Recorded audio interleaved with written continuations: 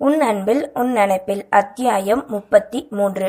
திருவிழா முடிந்து ஒவ்வொரு வீட்டிற்கும் வந்த விருந்தாளிகள் செல்ல, மறுநாள் சக்தியின் வீட்டிலும் ஆராதனாவின் வீட்டிலும் அனைவரும் செல்ல இருந்தனர். அதனால் அன்று இரவு தன் தோழன் வாசுதேவன் மற்றும் அவரது குடும்பத்தையும் விருந்துக்கு அழைத்திருந்தார் சிவநாதன். இதில் வேல்முருகனுக்கு விருப்பம் இல்லை என்றாலும் தன் தங்கையின் கணவன் சிவநாதனுக்காகவே அமைதியாக இருந்தார். ஆராதனாவின் குடும்பத்தில் அனைவரும் வரவே ஹாலில் அமர்ந்து சந்தோஷமாக பேசிக்கொண்டிருந்தனர். சக்தியின் விழிகளையோ ஆராதனாவையே சுற்றி சுற்றி வந்தது. அதன் பின் அனைவரும் சாப்பிட அமர பார்வதியும் வள்ளியும் உணவு பரிமாறிவிட்டு அவர்களும் சேர்ந்து சாப்பிட அமர்ந்தனர். சாப்பிட்டு கொண்டிருக்கும் போதே திடீரென கரண்ட் கட்டாக தமிழரசும் சக்தியும் கைபேசியில் இருக்கும் டார்ச்சினை ஆன் பண்ணினர். சக்தி தான் சென்று என்னவென்று பார்ப்பதாக உரைக்க தமிழரசும் உடன் வருவதாக கூறினான். இருவரும் வீட்டின் பின்புறம் மீட்டர் பெட்டி கரண்ட் மெயின் பாக்ஸ் இருக்கவே அதன் இடத்தினை நோக்கி சென்றனர். சக்தி கரண்ட் வயரை தொடும் நேரம் திடீரென தேன்மொழி இருவரையும் அழைத்தாள். என்னாச்சு தேன்மொழி என்று திரும்பிய இருவரும் அவளிடம் கேட்க, நம்ம எல்லாரும் மொட்டை மாடிக்கு போகலாம், கரண்ட் வரும்போது அது வரட்டும், வாங்க போகலாம் என்று சந்தோஷமாக உரைத்தாள் தேன்மொழி. சரி, தேன்மொழி சொல்றது நல்ல ஐடியாதான், வா சக்தி போகலாம் என கூறிய தமிழரசு முன்னே சென்றான். சக்தி திரும்பி அந்த மெயின் பாக்ஸினை காண அதில் சற்று வித்தியாசம் தெரிந்தது. தேன்மொழி அழைக்கும் குரலில் அதை மறந்து வீட்டுக்குள் சென்றான். அதன் பின் அனைவரும் சாப்பாட்டை எடுத்துக்கொண்டு மொட்டை மாடிக்கு செல்ல பௌர்ணமி வெளிச்சத்தில் பாயை விரித்து அமர்ந்தனர். சிறுவர்கள் அனைவரும் விளையாடி கொண்டிருக்க ஆராதனாவும் அவர்களுடன் விளையாட, ஆராதனாவினை கண்ட வேல்முருகனோ திரும்பி வாசுதேவனிடம் பேச ஆரம்பித்தார். என்ன வாசுதேவா, உன் பொண்ணுக்கு மாப்பிள்ளை எதுவும் பாக்குறியா என்ன என்க. பார்க்கணும், நம்ம சொந்தத்துல யாராவது இருந்தா, அதுவும் பக்கத்துல இருந்தா சொல்லுங்கண்ணே. அப்பா அம்மாக்கு அவ இங்கேயே இருக்கணும்னு ஆசைப்படுறாங்க, அதுவும் கொஞ்சம் வசதியா இருக்கும்ல. நீ சொல்றதும் சரிதான் வாசுதேவா, இந்த பிள்ளையால எங்க பக்கத்துலயாவது இருக்கட்டுமே என்று மரகதவள்ளியும் பாட்டியும் உரைத்தார். சக்தியும் ஆராதனாவும் அதனை கேட்டு மனதிற்குள் சந்தோஷத்துடன் அமைதியாகவே இருந்தனர். அனைவரும் தொழில் குடும்பம் என சிரித்து பேசிக் கொண்டிருக்க அதை கண்ட தேன்மொழி, இந்த நேரம் ரஞ்சித்தும் வாசியாத்தையும் நம்ம கூட இருந்தா எவ்வளோ நல்லா இருக்கும் என நினைத்தாள். மனதிற்குள் இப்போதே ரஞ்சித்தை காண வேண்டும் என ஏங்க சிறிது நேரம் வருவதாக பார்வதியிடம் கூறிக்கொண்டு கீழே சென்றாள் தேன்மொழி. கீழே வந்தவளோ தன் கைபேசியை எடுத்துக்கொண்டு யாருக்கும் தெரியாமல் ரஞ்சித்தின் வீட்டுக்கு சென்றாள். தன்னவன் வீட்டை விட்டு வீடு வரை வந்தவளுக்கு உள்ளே செல்ல தடுமாறியது. தன் கைபேசியில் அவனை அழைத்தாள். ரஞ்சித் எடுத்ததும் அவசரமாக பேச வேண்டும், வீட்டின் முன் நிற்பதாக உரைக்க ரஞ்சித்தும் வந்தான். தேன்மொழியின் குரலில் ஏதோ ஒரு கவலை.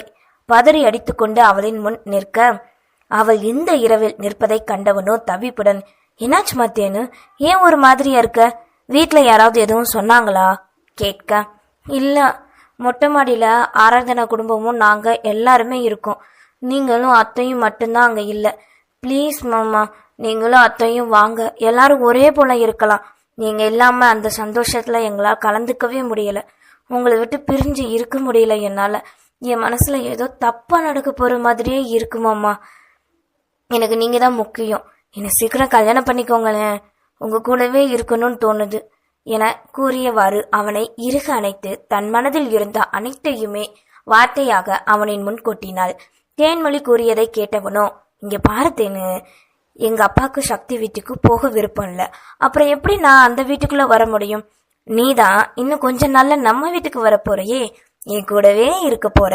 அதுக்கப்புறம் நீ, நான், உங்க அம்மா, அப்பா எல்லாருமே ஒரே போல இருக்கலாம், சரியா என்று சிறு பிள்ளைக்கு கூறுவது போல் உரைத்தான். சரி என்றவாறு முகத்தினை சுளைக்க அவளது முகத்தை கண்டு தன் இரு கரங்களிலும் ஏந்தியவன், தேனு, நீ தாத்தா சொன்னதையே நினைச்சுக்கிட்டு இருக்கியா? அதான் உனக்கு இப்படி தோணுது. நான் உன்னை விட்டு எங்கேயும் போக மாட்டேம்மா, உன் கூடவே தான் இருப்பேன். நான் நாளைக்கு காலையில பெங்களூர் போறேன், வர 2-3 நாள் ஆகும். வந்ததுமே அம்மாவுக்கிட்ட பேசிட்டு உங்க வீட்டுக்கு வரோம், சரியா என்றான். நிஜமாவா? தேன்மொழி அதிர்ச்சியுடன் கேட்க அவள் செயல் கண்டு சிரித்தவனோ, என் பொண்டாட்டி மேல சத்தியமா என்றவாறு அவள் நெற்றியுடன் தன் நெற்றியை வைத்து முட்டினான். சரி தேனு, வா, உன்னை வீட்டுல போய் விட்டுற வந்த எனக்கு போக தெரியும், கண்டிப்பா 2 நாளுக்கு அப்புறம் நீங்க வரணும் கூறியவளோ நம்பிக்கையுடன் திரும்பிச் செல்ல, அவள் நம்பிக்கை பொய்யாக போகிறது என அறியாமல் சந்தோஷமாகவே சென்றாள் தேன்மொழி. மறுநாள் விடியல் அழகாக விடிய சக்தியின் வீட்டில் அனைவரும் கிளம்பிக் கொண்டிருக்க காலில் அமர்ந்து பேப்பர் படித்துக் கொண்டிருந்தார் சிவநாதன்.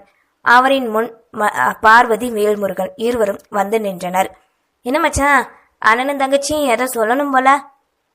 ஆமா மாப்பிள்ள, அது தேன்மொழியை நாங்க கூட்டிட்டு போலான்னு நினைக்கிறோம்.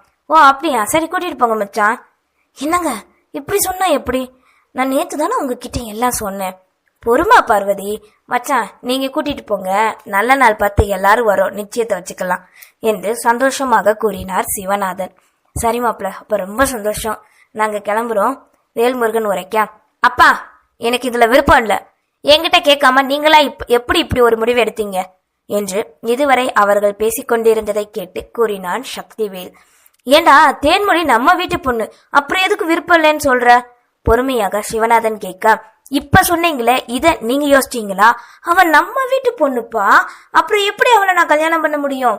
ரஞ்சினிக்கா மாதிரிதான் எனக்கு அவளையும் நான் நினைக்கிறேன். ஆனா அவன் உன் கூட பிறந்தவ கிடையாதுடா, அவளைதான் நான் இந்த வீட்டு மருமகளை கொண்டு வரணும்னு நினைக்கிறேன். நீ அவளை தான் கல்யாணம் பண்ணியே ஆகணும் சக்தி என்று அவனின் அன்னை பார்வதி கோபமாக உரைத்தார். வீட்டில் இருந்த அனைவரும் காலுக்கு வர, அம்மா என்னால தேன்மொழிய கல்யாணம் பண்ண முடியாதுமா உறுதியாக உரைத்தான். அப்படியா, என் பொண்ணு அத்தான் உன்னையே சுத்தி சுத்தி வந்தாலே அதுக்கு நீ என்ன சொல்ல போறடா? சரி அதை விடு, நீ அவளை கல்யாணம் பண்ண முடியாதுன்னு இவ்வளவு உறுதியா சொல்றேனா, உன் மனசுல வேற யாராவது இருக்காங்களா என்ன?